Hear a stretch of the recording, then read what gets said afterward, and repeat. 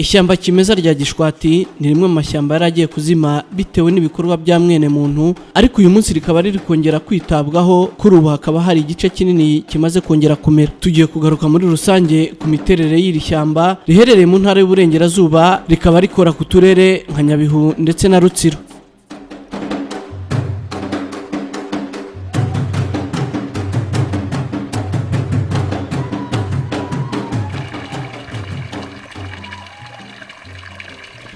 Kuva mu mwaka w'1951 Gishwati yagizwe ishyamba ridakorwaho n'itegeko nomero 52 akarongo kaberamye 114 ryo kwa 25 Ukwakira 1951 hari muri teritwari y'icyahoze ari Gisenyi. Muri imyaka yo hambere muri aka gace gakikije ishyamba rya Gishwati hari bimwe mu bikorwa remezo bitari byakahageze, birimo amashanyarazi, amazi n'ibindi, bigatuma mu guteka no kubaka hifashishwa ibiti by'ishyamba rya Gishwati kugera ubwo ishyamba hasigara hegitari 600 gusa. Kuri ubu ishyamba rya Gishwati ryanabaye na parike, rimaze kugera kuri hegitari zirenga 4000 nk'uko bitangazwa na Ngabonziza Prime, umuyobozi mukuru w'ikigo gishinzwe guteza imbere amazi n'amashyamba mu Rwanda. Nyuma ya jenoside yakorewe abatutsi, abantu batangiye guhunguka, hari abatujwe hariya mu Gishwati, hari n'abandi bagiye bahaza nyuma. Dusanga Gishwati uko yari iri, kuko muri ibyo 2012 nababwiye byari birimo igice cyahoze ari icya Kayove n'igice cyahoze ari icya Bigogwe. Ubwo abaturage bari bahungutse, bari batashye, igice cyose cya Bigogwe cyararangiye, hegitari zigera ku 600, hasigara igice gito, ubuso buto cyane bugera kuri hegitari 600 ishyamba kimeza.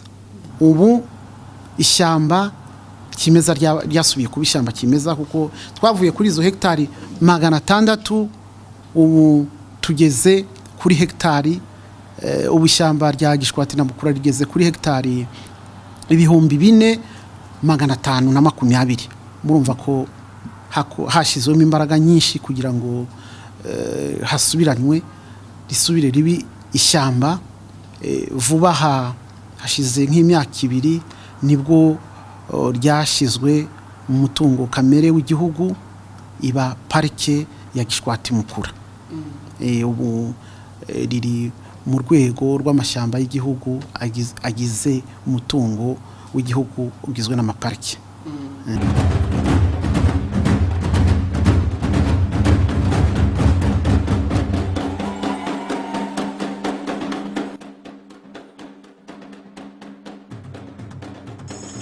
Gishwati ni rimwe mu mashyamba make u Rwanda rufite, abitse urusobekerane rw'ibinyabuzima bitandukanye utapfa kubona ahandi. Kuva mu mwaka w'1994 ndetse n'1995 izari impunzi zihungutse ziva mu gihugu cya Repubulika ya Demokarasi ya Kongo zituje mu gace ka Bigogwe, zigabiza igice cy'ishyamba rya Gishwati cyari kigizwe n'ishyamba kimeza rya Bigogwe. Abahungutse bari baratujwe Kinyenkanda mu nkengero za Sebeya, barimuwe batuzwa ahitwa Karumbi. Inama y'abaminisitiri yateranye kuwa 5 z'ukwezi kwa 11 1999 yafashe ingamba yo kurengera ishyamba rya Gishwati nk'umutungo kamere w'igihugu. Mu mwaka wa 2009 habaye ibiza mu bice bimwe na bimwe bya Gishwati, maze leta ifata icyemezo cyo kwimura abaturage muri ibyo bice kugira ngo byongere bitunganywe.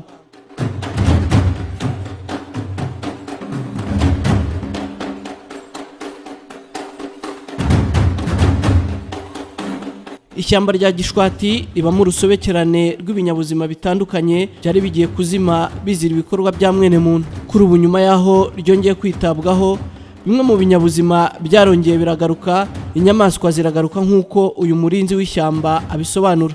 Gace kose mukareba aka kaje gufatwa biturutse ku mpamvu yo kugira ngo bongere barisane, kafatiwe rimwe.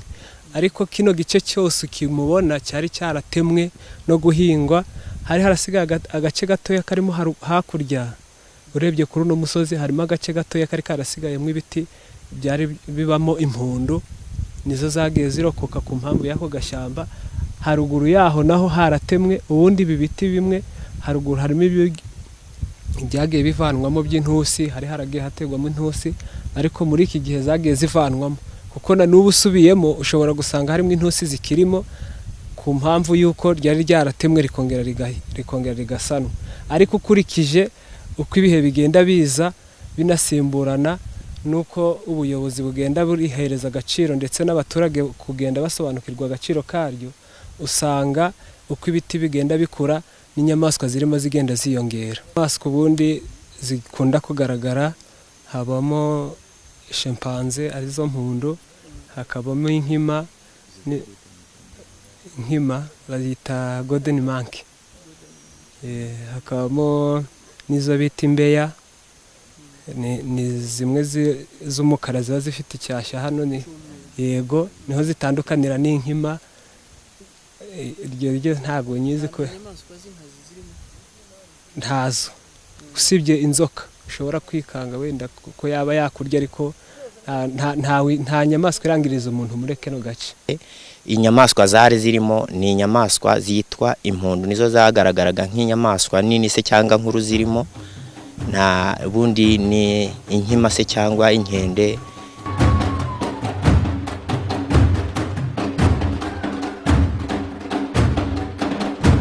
Iki ni kimwe mu bice by'ishyamba rya Gishwati giherereye mu karere ka Nyabihu. Iri shyamba mureba inyuma yanjye ni igice kimwe mu ryatewe vuba mu rwego rwo gukomeza kubungabunga no gufata neza amashyamba. Hano hahoze ari icyanya cyo guhingamo cy'abaturage bari baturutse mu gice cya Kongo bahungutse. Na hano hari ishyamba rya kimeza rya Gishwati. Mbere y'intambara hari ishyamba, ariko hari ahirya tubonye hariya hari ibikuyu byakozwe mbere y'intambara. Noneho bigeze aho nk'abaturage nyine baje batahutse bavuye nko muri Kongo, baraza babaha ibibanza hano nk'iyi site ya Arusha yaje ari uko abantu baturutse muri Kongo. Abantu yari nini, abantu bagihunguka bava hanze se muri Kongo n'ahandi, impunzi zihungutse zaraje bazituza hano muri Gishwati, baziha amasambu. Nuko amasambu Gishwati barayitema barayihinga.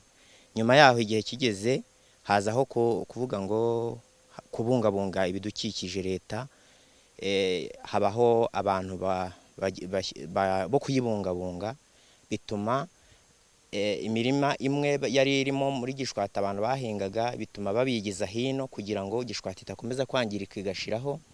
Hanyuma noneho habaho kuyibungabunga. Uku nguku ntabwo ariko yari isanzwe, kuko ibi biti byose ibi birebire nibyo biti byasigaye bidatemwe, naho ibindi byose bitoya ntibyagiye byimeza ku mpamvu y'uko habayeho uburinzi bw'ishyamba hakoreshejwe abagaride ndetse n'abandi bo bita abakorerabushake bagiye baza bakadufasha kugira ngo turibungabunge.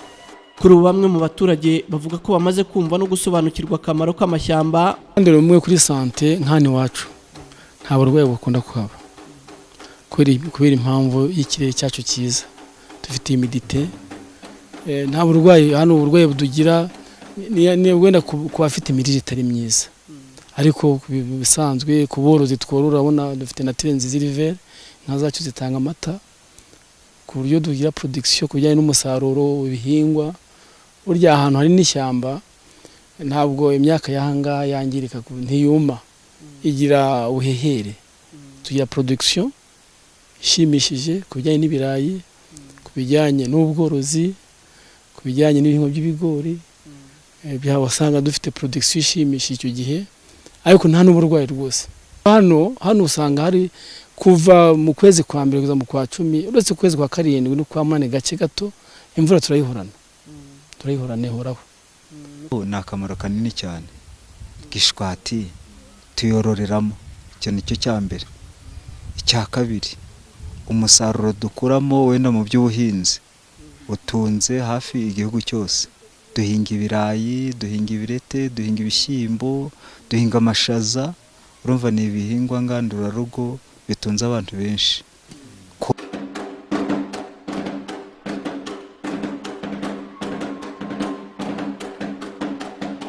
ubu iri shyamba rya Gishwati ryahindutse parike ya Gishwati na Mukura. Ubuyobozi bw'ikigo gishinzwe guteza imbere amazi n'amashyamba mu Rwanda bavuga ko nubwo akazi kakozwe ariko kenshi ngo baracyafite imbogamizi bahura nazo. Imbogamizi zihari cyane cyane nk'aya mashyamba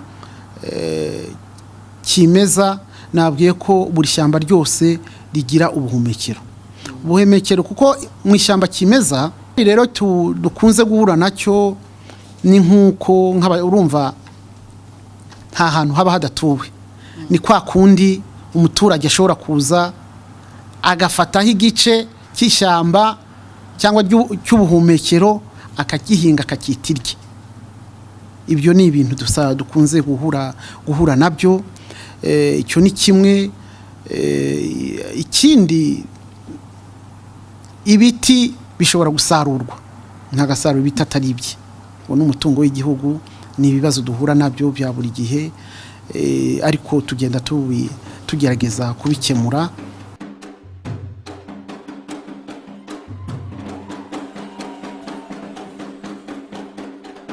Iki kigo gishinzwe amashyamba kivuga ko iyi parike ya Gishwati na Mukura nyuma y'umwaka gishobora kuzashyikirizwa ikigo cy'igihugu gishinzwe iterambere mu Rwanda RDB mu magambo ahinnye, igatangira gukoreshwa no gusurwa nk'izindi parike ziri mu Rwanda.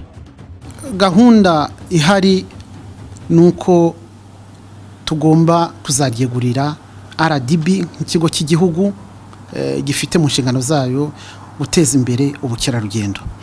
Ni ukuvuga ngo hari ibigomba kubanza kurangira kuko tubaha ishyamba n'ibyangombwa byose. Ndakeka mu gihe kitarenze amezi 6 cyangwa se umwaka tuzaba twarangije ibisabwa byose kugira ngo ishyamba ryegukire RDB, kuko ubu yabaye parike nk'uko amategeko abitegeka. Muri gahunda u Rwanda rufite harimo no kongera ibyiza nyaburanga n'umubare wa ba mukerarugendo, hongerwa amadevize. Mu mwaka wa 2015 ku rutonde rukorwa na Global World Tourism cyandika ku bidukikije n'ubukerarugendo cyifashishije urutonde rutangwa n'agashami k'umuryango w'abibumbye gashinzwe ubukerarugendo ku isi UN World Tourism Organization, u Rwanda rwaje ku mwanya wa 3 nyuma ya Chili na Equateur zo muri Amerika y'Epfo mu bihugu biri kuzamuka mu gufata neza no kwita ku mashyamba no kongera igice cy'icyanya cy'icyatsi kibisi kizwi nka espace verte mu ndimi z'amahanga. Igihugu cya Tanzania cyaje ku mwanya wa 20, nicyo gihugu cyaje hafi mu bihugu biri muri kano karere u Rwanda ruturiyemo.